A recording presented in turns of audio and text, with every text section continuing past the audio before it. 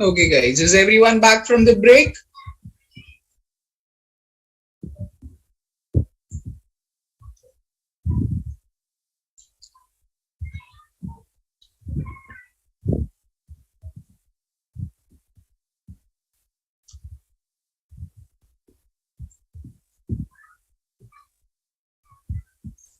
Okay, so we are moving on then. So we'll be solving the next category of the question, that is graphic interpretation. So the question is in front of you. In fact, you have the question in Viber group as well. And for this question, the options you can see in the Viber group.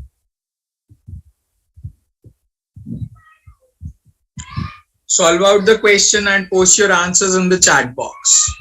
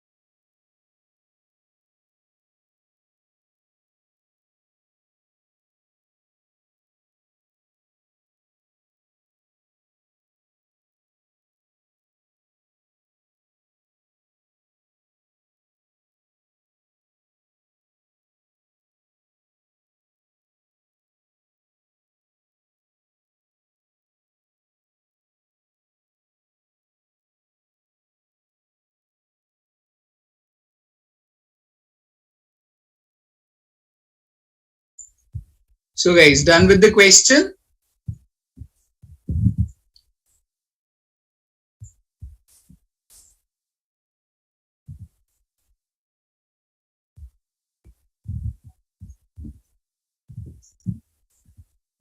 If you are done with the question, please post your answers in the chat box.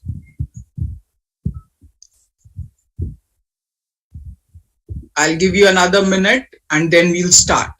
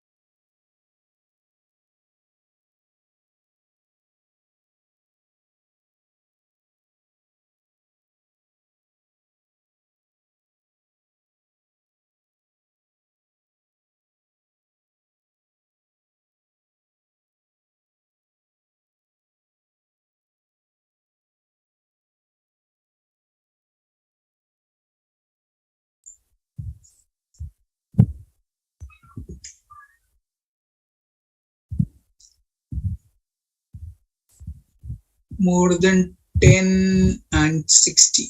Okay. Let us begin with. Unfortunately, that's wrong. Okay.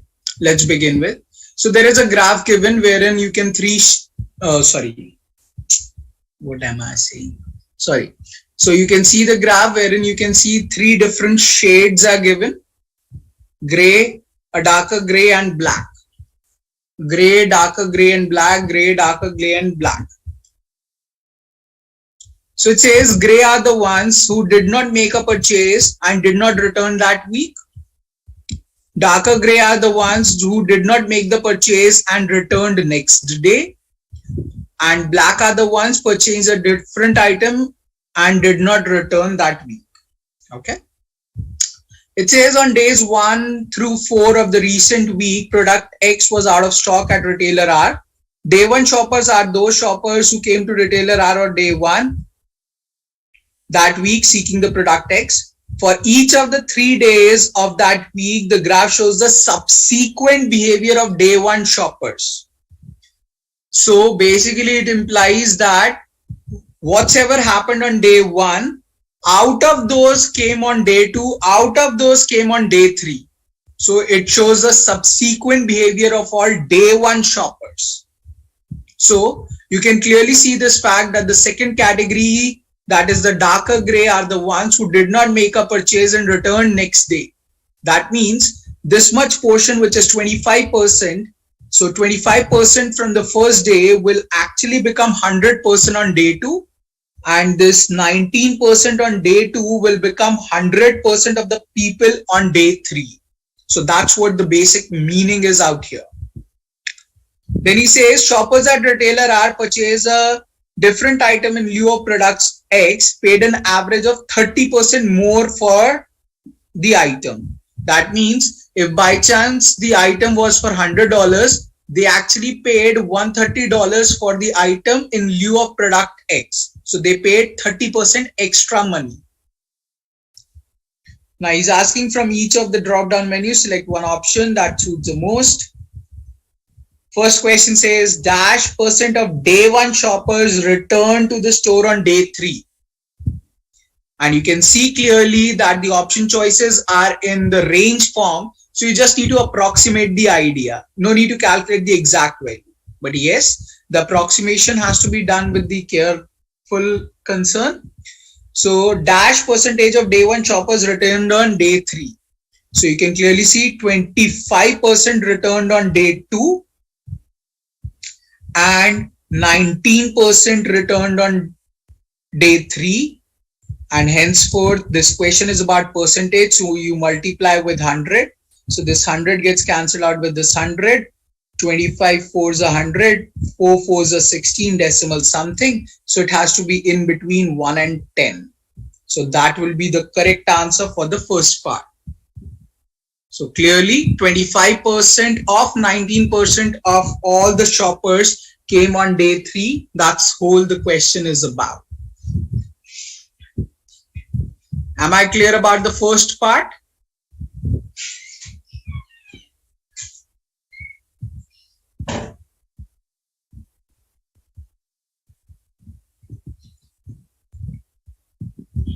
Awesome. Now, looking at the second part. Now, before we read the question for the second part, I just want to read a statement out here. It says, this statement, shoppers at retailer R who purchased a different item in lieu of product X paid an average of 30% more for the item. Next question says, shoppers at retailer R who purchased a substitute item from other manufacturers on day 1 paid a total amount that was approximately dash percentage of the day 1 shoppers who would have paid had each of them been able to purchase product X on day 1. So you can read this particular statement twice, thrice, 4 times, 10 times, but ultimately what exactly they are asking you? Ultimately they are asking you on simple terms that those shoppers who have purchased an item in lieu of product X has paid how much extra money to buy the items. Now the point is, we all know this fact, number of elements bought multiplied by price per each thing gives me the total amount spent on the product. The number of items bought multiplied by price per each thing gives you the total amount spent. Now here this question clearly specifies the fact that 60% of the people bought an item in lieu of product X. So number of people who bought the item is 60%, and the price per each product was 30% higher than the normal. So that means they paid 130% of the price, not that they didn't pay 100%, they paid 130% of the price. So 60% of the people paid 130% of the price. The question is about percentage, so multiply it with 100. Zeros will get cancelled out. 0, 0, 0, 0 gets cancelled out. 13 6 is 78. That becomes the correct answer to the question. So basically, we need to find out in this question what is the total amount spent to buy all the items. So 60% of the people paid 130% as the price. So they eventually paid 78%. So that's the whole idea in this question. Does that make sense to everyone?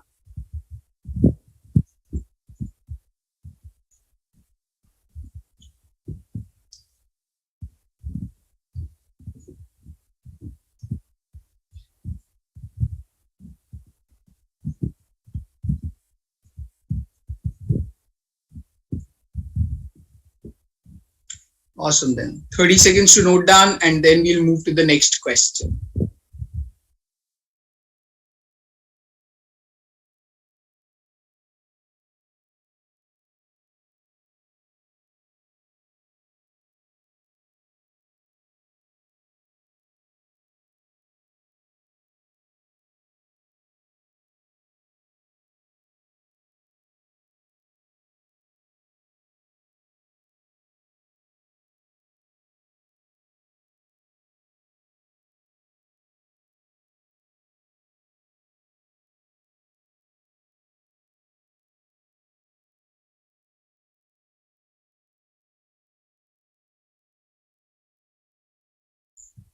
Okay guys, moving on to the last variant or the type of question which you will encounter.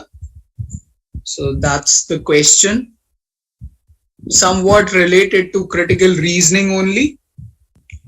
The language is bit different in the question which you have in the Viber group and the question on screen, but the answers are same. Eventually aspect is same. I would suggest you all to solve the question which is on screen. So look at the screen and solve the question. Take your time and post your answers in the chat box. Enjoy the question.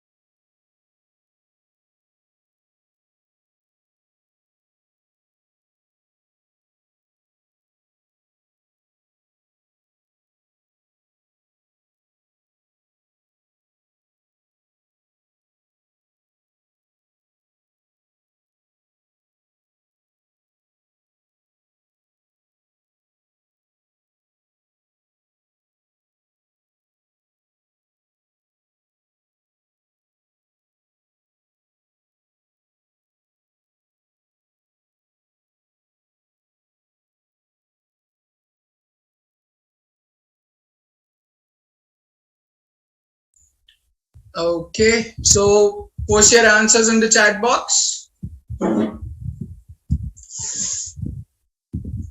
So who is going to get verbal warning and who is going to get written reprimand?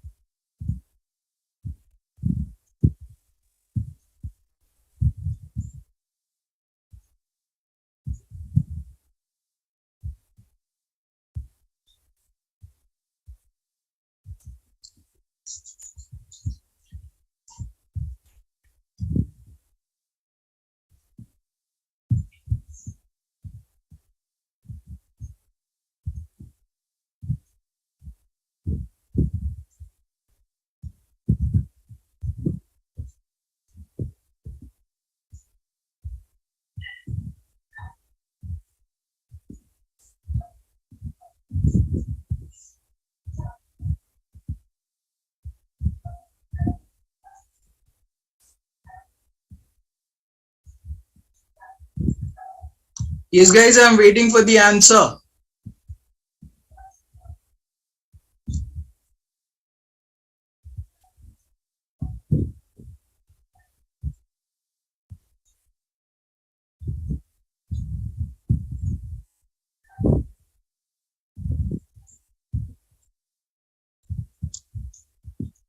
C will get verbal, E will get written. Okay,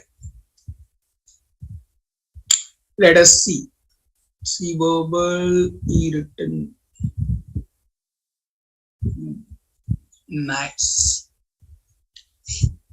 So it says at XYZ Incorporation, an employee receives a verbal warning upon accumulating 3 unexcused absences within any 365-day period. So out here, the word any is very important. Any 365-day period means it could be any 365 days together. So what you can simply analyze there is that whatever will be the first off of the person, the first absent of the person, you will start the year for that person from there itself. That's the major idea about the concept of any 365-day period. So accumulating 3 absences will be verbal warning and 4 absences will be written reprimand. So it says further that for a single 8-hour work day, missing between 10 minutes and 2 hours will constitute 1/3 of the absent. Missing between 2 to 4 hours will constitute half the absent, and more than 4 hours will constitute one single absent. However, an employee may stay late to make up for up to 1 hour on the same day. So if the person stays for 1 hour extra on the same day, then he can make up for that. So that will simply get subtracted, but on the same day. Table below shows blah, blah, blah. Take out who is going to get what.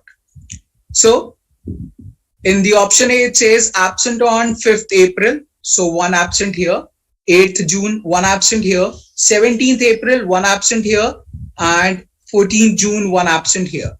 But the point is, if you look at the years, it's 2010, 2010, 2011, 2011. So these two constitute in 1 year and these two constitute in another year. So there are 2 absences in 1 year, 2 absences in 1 year. So neither it will constitute verbal warning nor it will constitute written reprimand out of the case. Moving on to the B part, it says absent 4.5 hours and stayed 1 hour late for on 13th May 2010. Okay. So 4.5 minus 1 makes it 3.5. 3.5 hours means half an absent here. Then absent all day on 2nd June, 1 absent. May 1st, 1 absent. 21st July, 1 absent. The first absent was on 13th May 2010. So till here, it will constitute 1, 2 and two 1/3 absences together, which is neither 3 nor 4. So that will be simply out. So he will neither get written reprimand nor verbal warning. So it will be 1 plus 1, 2, 2 plus 1/3, 2 1/3 absences, which is neither 3 nor 4 in the same year. Then for the C part, it says absent 4.5 hours on 19th March, 4.5 hours on 19th March, but stayed late on 20th March. So he has stayed late on the next day, so it's of no use. 4.5 hours will constitute one absent here. Then he was absent on 8th February, 9th February.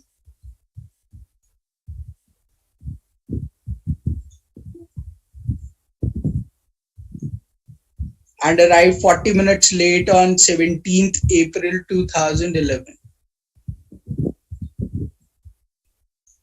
Okay.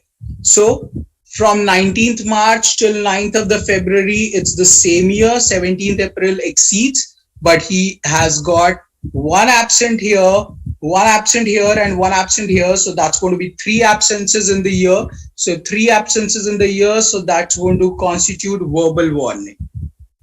So C will get verbal warning out here. Then absent 3.5 hours on 13th September 2010. 3.5 hours will constitute half the absent here. Then 1 hour, absent 1 hour on 15th. So 1/3 here. 6 hours on 16th September, 6 hours will constitute one absent here. Then absent 2.5 hours.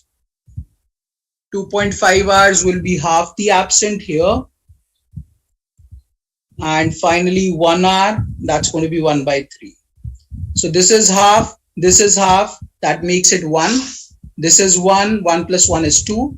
This is 1/3 and this is 1/3. So it will constitute 2, 2/3, which is again neither 3 nor 4. So no verbal warning, no written reprimand. And automatically option C is left. So that has to have written reprimand. So no need to waste time and calculation. After the class, if you have time, you can calculate, but I will not. So basically, this is how you are going to, or you are expected to solve out the question on two-part analysis. So two-part analysis basically means there will be 2 parts of the question which you will be analyzing. 90% of the question about two-part analysis will be on cause and effect relationship. Basically, part A will be the cause of the question and part B will be its effect. But it's not applicable in this question actually. But then 90% of the question will be upon cause and effect relationship.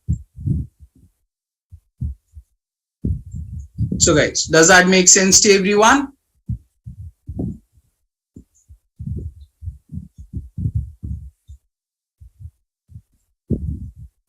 Now you can make your GMAT Wiley account, and on that particular account, you can simply log in and try out these questions on screen.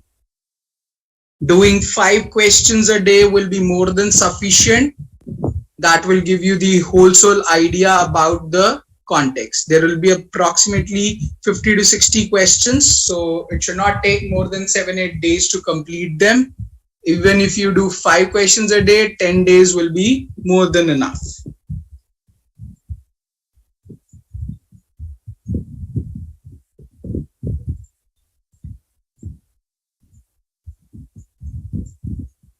Seconds to note down the idea and then we'll move on.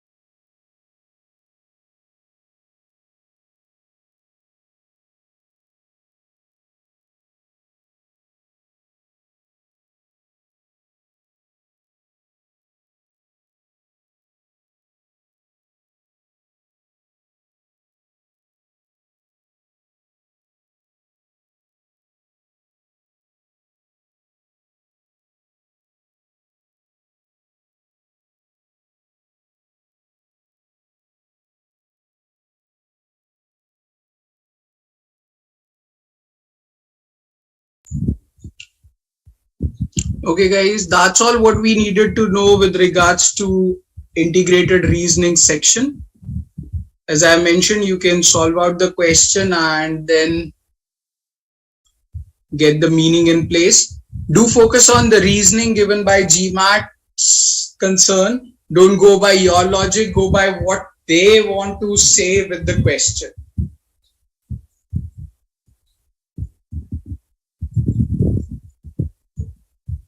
Okay. Do you guys have any questions, queries, or anything to ask?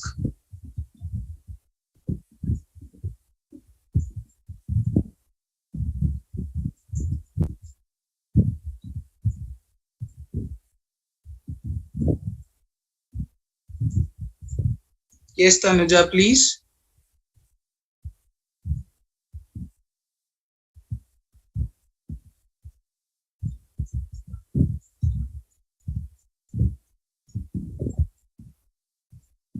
Okay, not right now.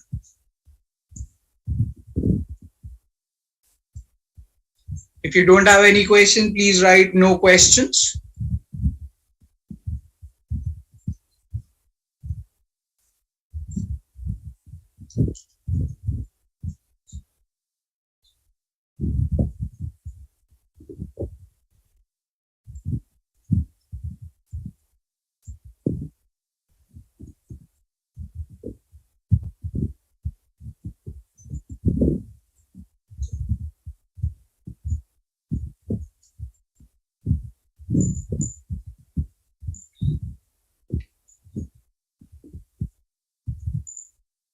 Which part? A part, B part?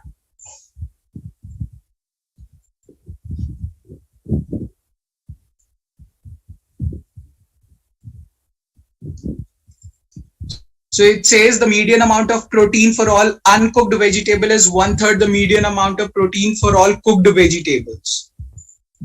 So two things are going simultaneously. One is whether the vegetable is cooked or not, and second is protein. So for uncooked vegetable, that means it's not cooked. Not cooked means no, no, no, no, and we have a no here. So there are 5 vegetables which are not cooked. 1, 2, 3, 4, and 5. So for 5 items, the median has to be the third term, and the third term is 1, 2, 3. So median amount of protein of uncooked vegetable is 1. And now for all the rest of the vegetables which are yes, yes, yes, I need to find out the median of that. So I just will count how many are they. So it's going to be 1, 2, 3, 4, 5, 6, 7, 8, 9, and 10. So there are 10 terms and I need to find out the median. So median holds a formula n plus 1 by 2. So that will become 11 by 2. That will become 5.5th term. So I need to add 5th term and 6th term and divide by 2. So I just need to find out the average of the two middle terms. So out here for yes and yes, this is the first term, this is the second term, this is the third term, this is the fourth term, this is the fifth term, and this is the sixth term. So for the fifth term, the value is 3, and for the sixth term as well, value is 3. So it's going to be 3 plus 3 divided by 2. That turns out to be 6 by 2. That turns out to be 3. So median amount of protein for uncooked vegetable was 1, and median amount of protein for cooked vegetable is 3. So he's asking, is 1 equals to 1/3 of 3? So the answer to that question is yes. So we'll mark yes to it.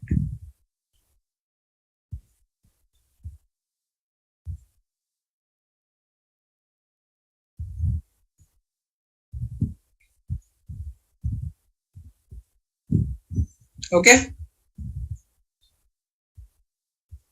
Great.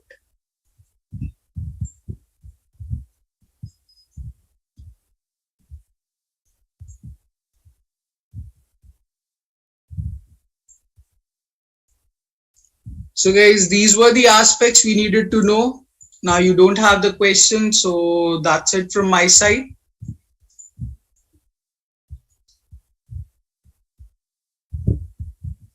Now, what exactly you need to do, what's going to be your simple roadmap from now onwards? So the very first thing is to complete your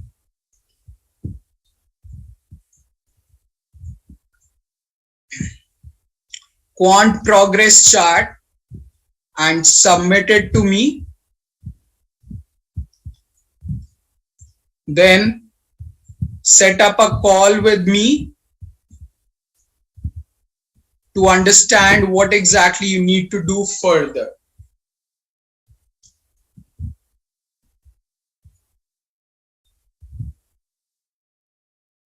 Wow. Sandeep, there is no way to analyze which ones are experimental questions and you can leave. There is no way out. Nobody on this earth except computer knows that fact. Be a good friend of computer, you will get to know. But computer is a machine that will never tell you. Unfortunate. So these are the two things which you need to do. You need to complete your quant progress chart and submit it to me. If I'll feel okay with it, then we'll set up a call and I'll tell you what exactly will be the future course of action of yours. And do remember this fact, there is no generic way to approach GMAT exam. Everyone has his or her own capacities, and based on that, your roadmap will always be different. So do remember that Sandeep cannot have the same roadmap as Jyoti. Jyoti cannot have same as Tanuja. Tanuja cannot have same as Sushmita. So do be very clear about it. You need to first of all attempt all the questions and take a note of all of your queries, and then you need to decide what exactly you need to go or how exactly you need to go further. So that's why I'm expecting you to set up a call with me and analyze your roadmap individually.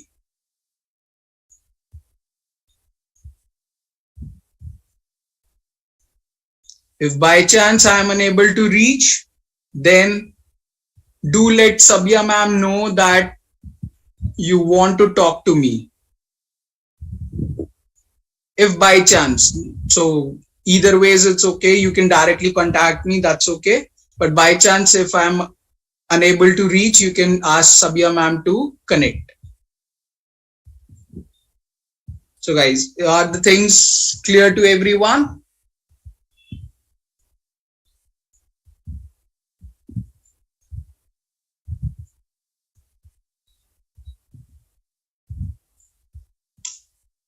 Great then. That's all from my side, guys. All the very best for the future.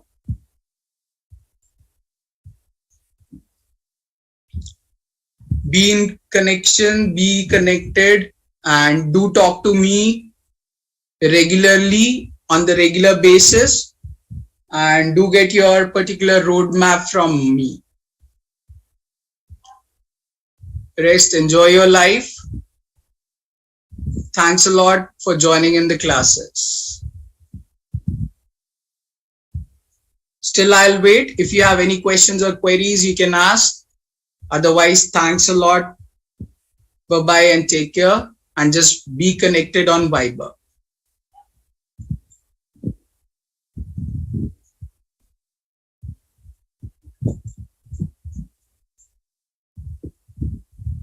Thank you. Take care. Bye-bye.